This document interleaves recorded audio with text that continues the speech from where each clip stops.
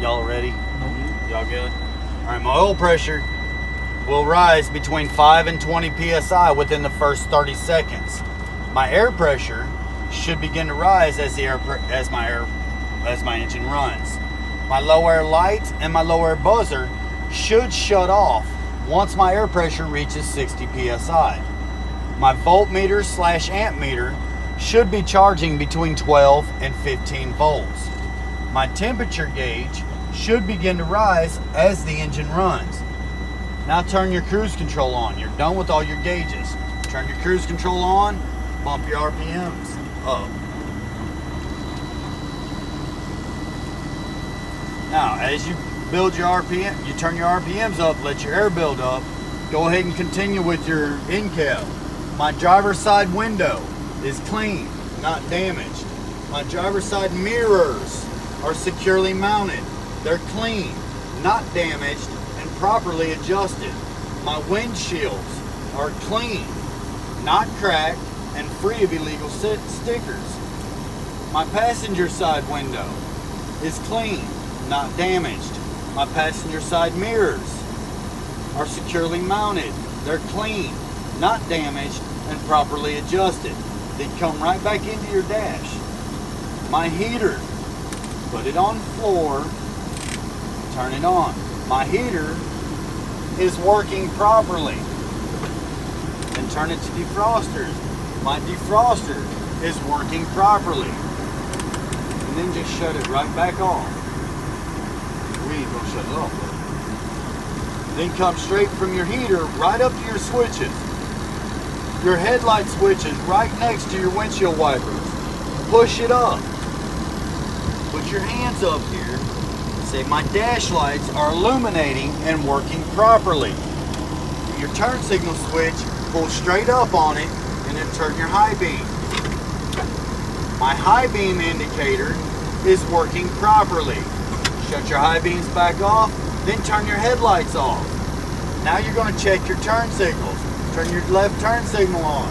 My left turn signal light and indicator is working properly. My right turn signal light and indicator is working properly.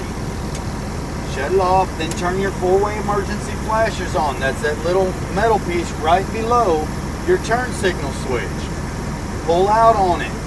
Say my four-way emergency flasher lights and indicators are working properly. Now turn your turn signal on, then shut it right back off. Now we're ready to do our windshield wipers. Before we turn them on, we're going to talk about them. My windshield wiper arms and blades are securely mounted with no broken, loose, or missing parts. Now we're going to turn them on. Push down on the top button at your windshield wipers. My windshield wipers are operating smoothly. On the bottom button, push in and hold it. My windshield washers are working properly. Then press that top button back in and shut them off. Now come right up to your steering wheel. My city horn, my air horn is working properly.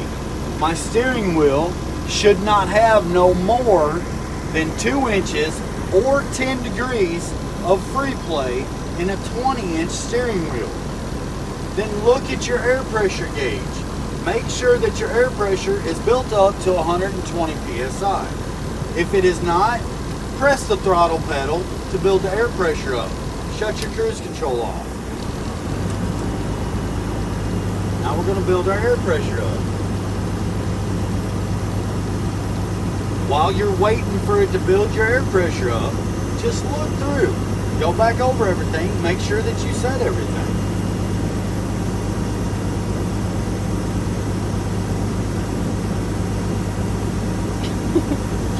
I can't help it.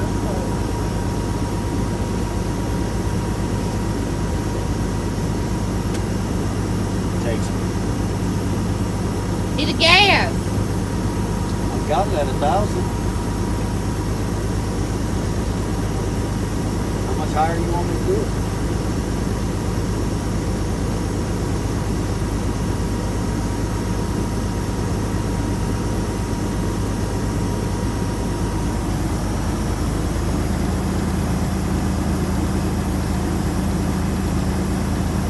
Now that our air pressure is built up, now you want to take and do your parking brake test. Let them know, now I would like to start my parking brake test. But before I start my parking brake test, I would like to inform you that my seat belt must be on. My air pressure must be built up between 120 and 125 psi. I will place my vehicle into first gear, then do it. Now I will release my tractor parking brakes by pushing in my yellow valve.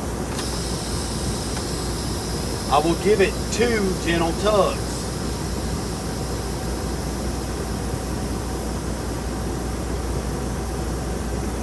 One, 2. This indicates that my trailer parking brakes are working properly and that my tractor and trailer is securely coupled together. Pull that yellow valve back out.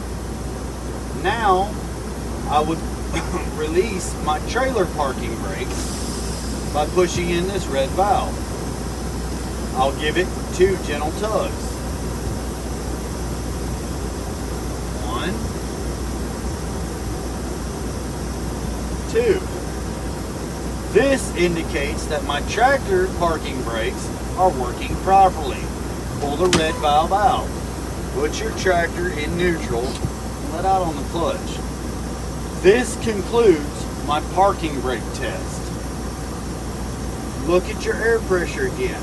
Make sure it is built up between 120 and 125 psi. If it is not, build that air pressure up.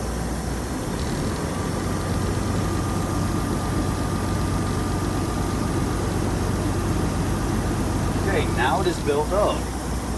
Now you would tell them, now I would like to perform my air brakes test. But before I start my air brakes test, I would like to inform you that my wheels must be chalked. My air pressure must be between 120 and 125 psi. My vehicle will be in first gear. Then put it into first gear. Now that my vehicle is in first gear and my wheels are chalked, I will shut my engine off. Do not take your hand off the key. You can let out on the clutch. Now I will turn my key back on, supplying power to my gauges. I supplied the power. Now I will release both of my parking brakes by pushing in both valves. Now I will roll my window down. Listening for air leaks, giving my gauges time to equalize out. I should not lose no more than 3 psi in 1 minute. They will let you know when your 1 minute is up, or 1 minute's up. Now I will apply approximately 90 psi. Then press your brake pedal. Apply that 90 psi. I should not lose no more than 4 psi in 1 minute. They'll let you know when that minute's up. Our minute's up. Then let off the brake pedal. Now I will begin to fan my brakes between 90 and 60 psi. Both my low air light and my low air buzzer should sound and appear, but must sound and appear before my air pressure falls below 60 psi. Then start fanning them and make that happen. And it did. Now I will continue to fan my brakes between 20 and 45 psi. Both of my valves should pop out. Red followed by yellow. Never touch them valves. Make them pop out. Then just pump them and make it happen. This takes a minute too. You gotta pump them fast so it can happen fast.